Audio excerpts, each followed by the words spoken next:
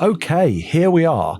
Now I know I already did a live stream and sorry about the pop-up size in that, but this is a more formal approach of announcing the latest Uniformation printer, the GK3 Ultra. If you've been on the fence, it's probably time to get off, especially since this is potentially the do-everything machine that people have wanted for a long time. Let's crack on with it. Hi, I'm Ross and this is FauxHammer Videos. First, a disclaimer before we begin, because this isn't one of my usual videos. This is not a review. It can't be a review because I only have a prototype unit. This specific unit has had some quirks I've had to work through, and many of the components are 3D printed sample pieces. In fact, I've had it in pieces and back, and I've worked with Uniformation to highlight any potential snags. The units that go out to everyone, including me as review samples, will have most of these things resolved. Some will come later via software updates, and others based on your feedback too. So again, not a review, which means no critical analysis from me here. This is full promotion on behalf of Uniformation. If you want my critique, it will come after we get release units. I just don't want people telling everyone I'm raving about this when my job today is to do no more than show it. I've not been paid for this video, but after the stunning success of the GK2, I've kind of been gunning to promote their next printer.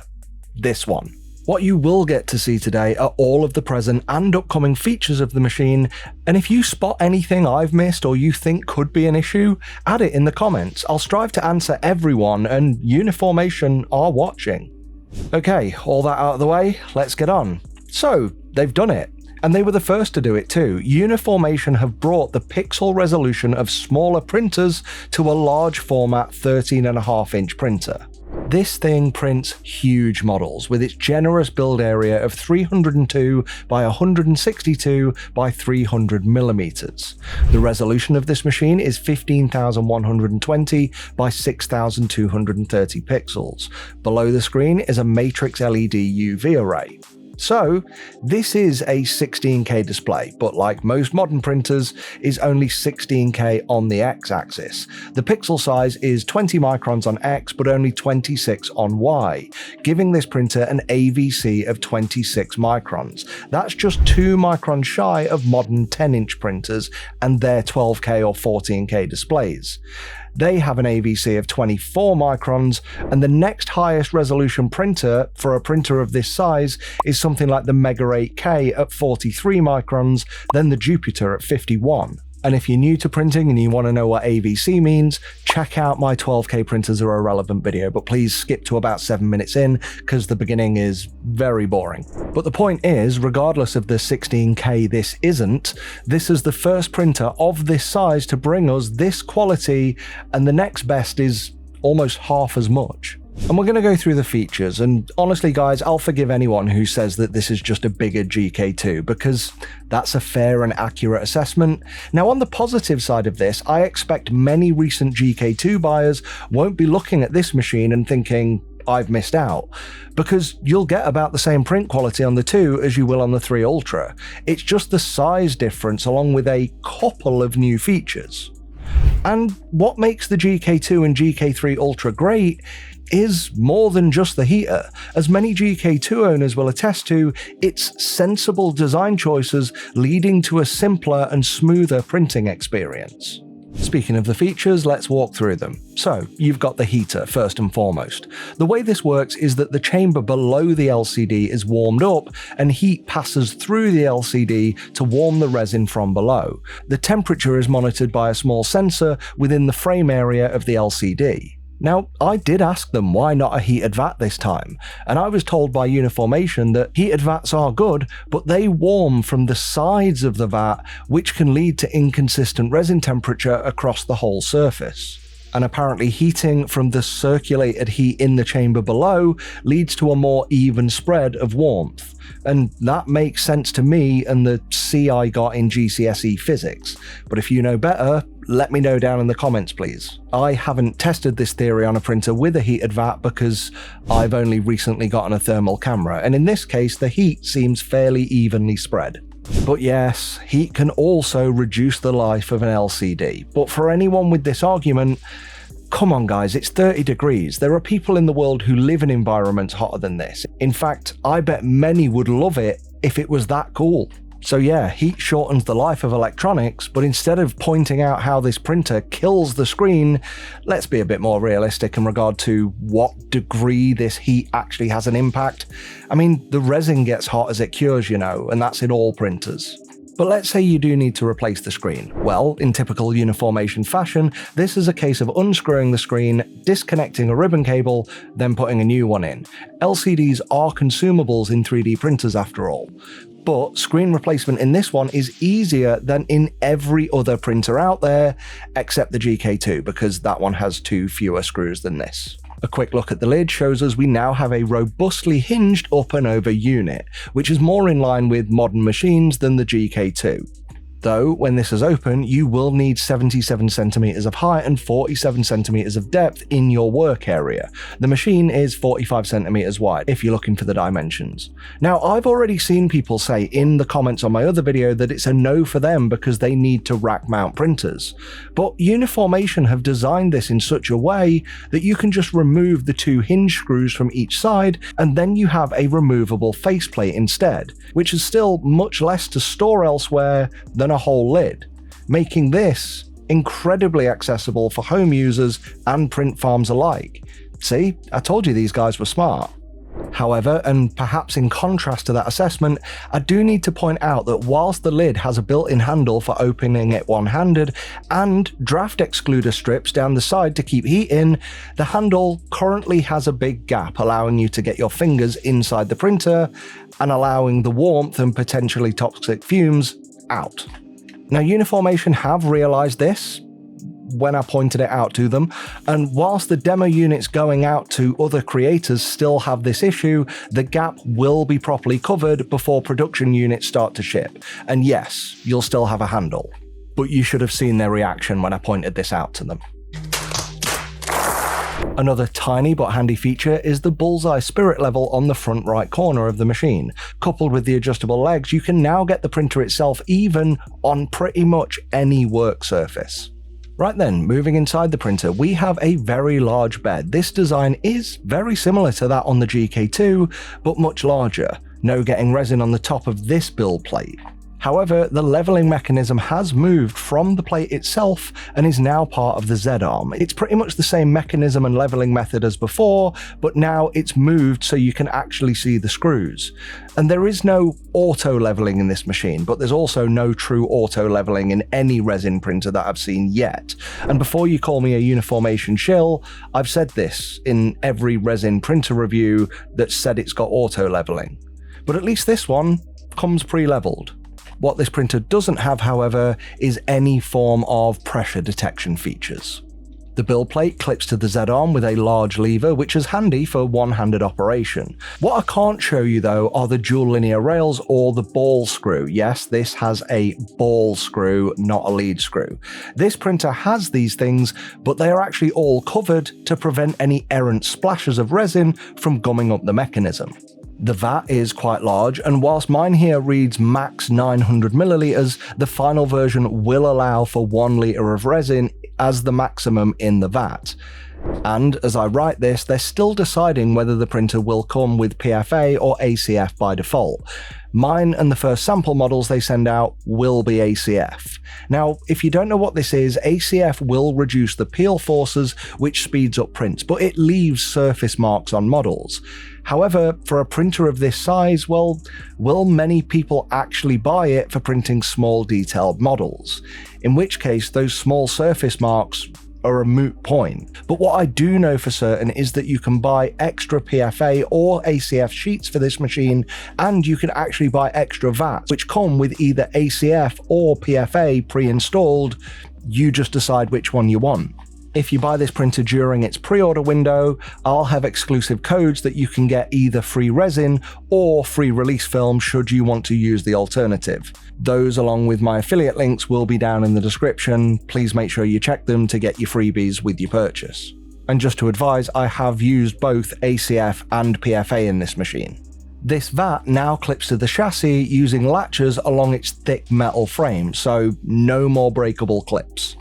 and the whole print bed will actually slide into a slot on the left-hand side of the build plate, then slide into a notch on the upper chassis, allowing the vat to become a drip tray. And this is the first printer of this size to have a sensibly oriented method for a drip tray. Most leave the prints dangling at an odd angle, restricting you to smaller parts or having larger parts still sat in the resin and touching the screen. Here, by holding it horizontally, the full 300mm of build height is covered by the 300mm of the width of the vat, and then some, because the vat's actually quite wide. Now, as for speed, the metrics quoted to me are 30mm per hour for 0.1mm layers, which compares it via the same BS metric that other brands use but nobody prints at. A more sensible measure is 60mm per hour for 50 micron layers. Uniformation have advised me that they've focused on print quality rather than speed for this machine.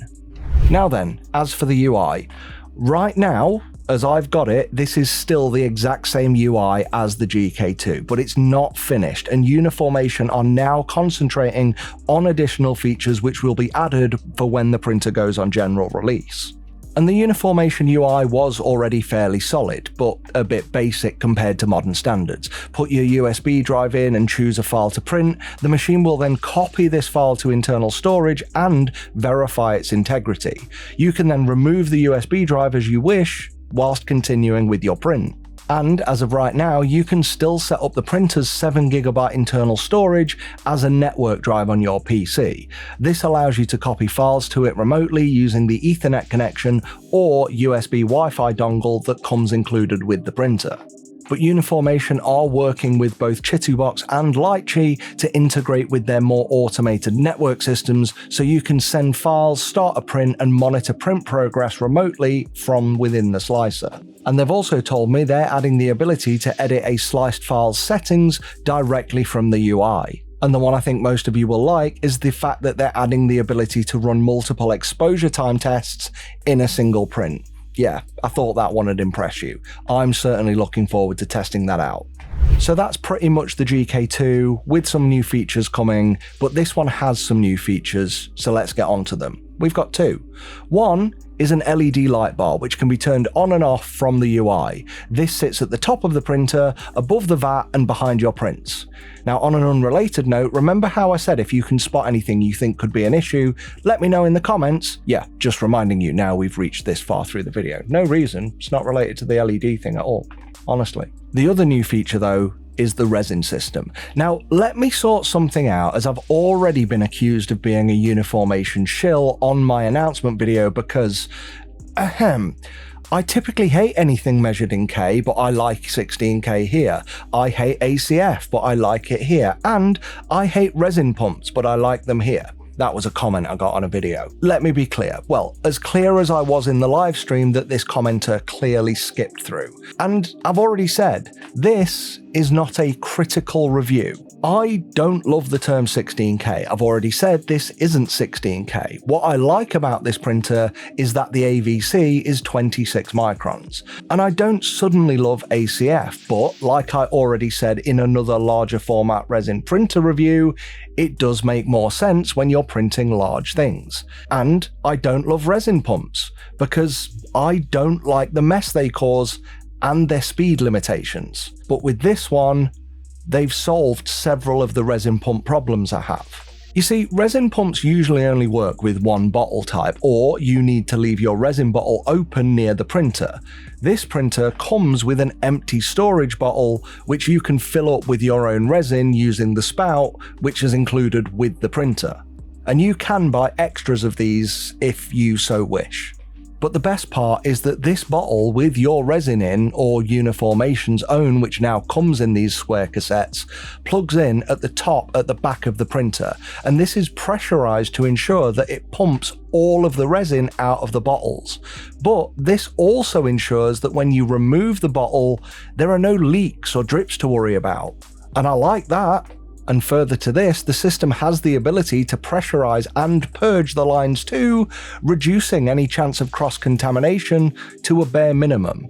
And you can flush it further if you like by filling an empty container with a cleaning solution. Though in my testing, I couldn't see any drops of Wargamer resin in my red frozen resin when I tried this function out. Oh, and it also weighs the bottle when you put it into the machine to estimate how much you have in it at all times. And this has seemed fairly accurate so far, and it's helpful because there's a calibration function built into the UI. So as far as resin filling systems go, this is by far the cleanest I've ever used. And because it only refills the system when you have a very small amount left in the base of the vat, this makes heating a little more efficient too, because there's less resin to warm at any given time. Now I need to say here, I had a bit of an argument with Uniformation. We'll call it a disagreement, but it's one where they kind of proved I was in the wrong. You see, I thought the printer shouldn't warn you that you don't have enough resin before a print, which is what it does, it warns you. And I thought it shouldn't do this, especially when a bottle is nearly empty.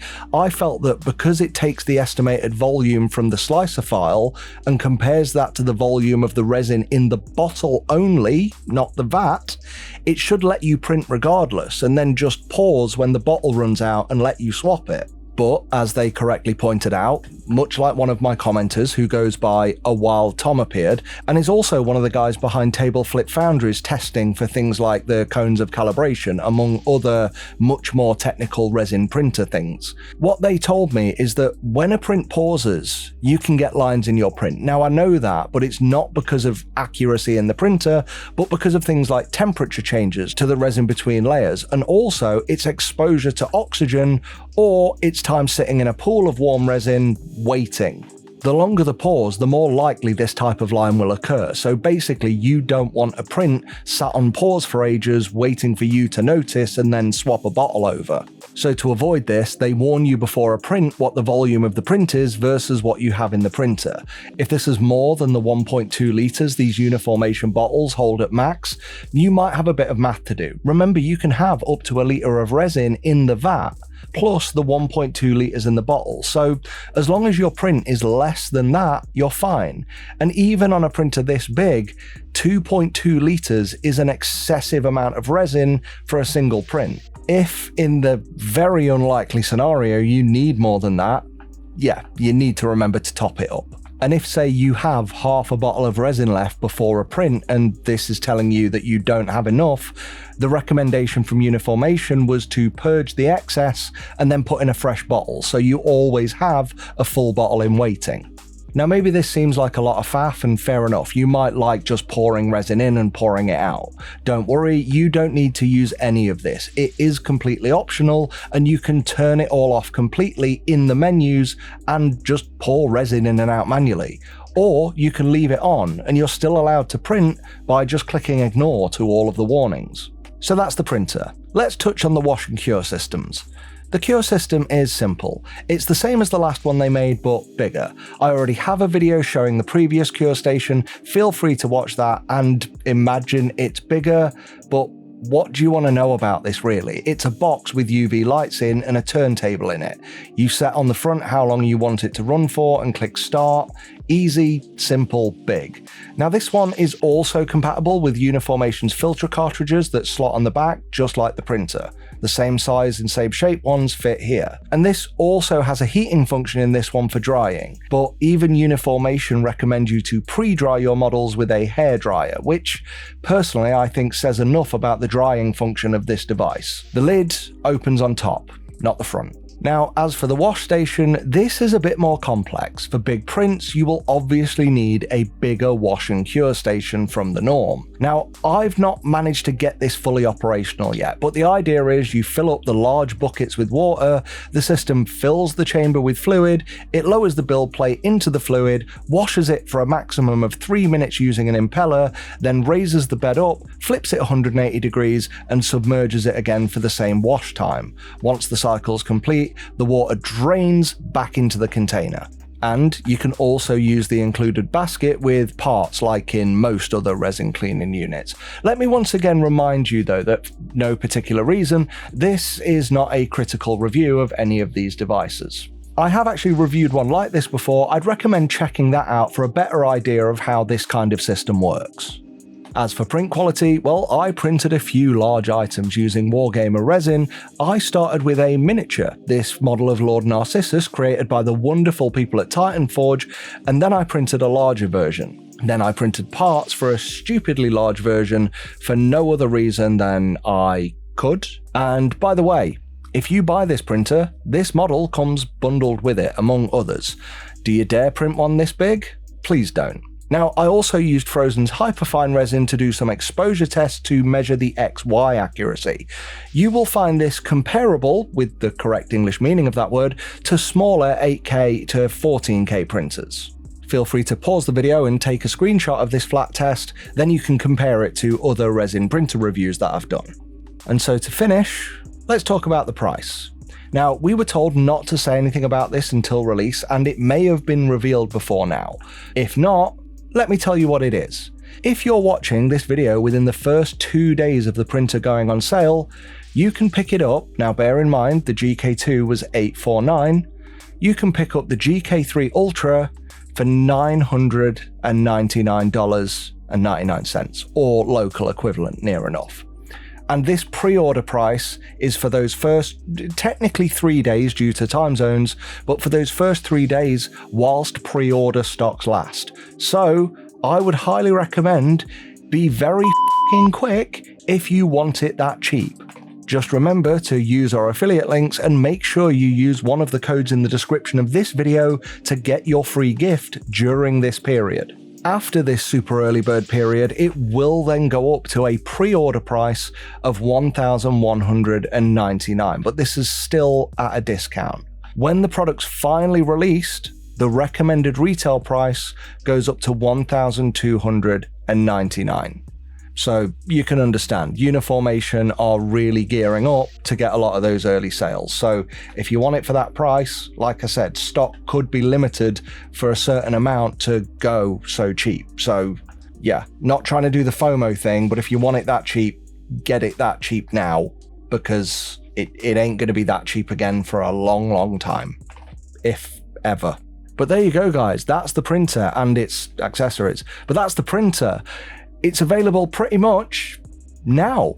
So if you like it and you want it, get your ass over there and get it. Please, as I said, click our affiliate link in the description. And I'm not getting paid to make this, so I only get paid if you decide to go and buy it and use that link. Now for everyone else, maybe you like it but are still on the fence. If so, please look out for my full critical review coming soon. I want to say thanks for watching, with a huge thanks to our members who are on screen now. I'm going to wrap this one up here so you can rush off and buy the printer. See you guys next time. FauxHammer out.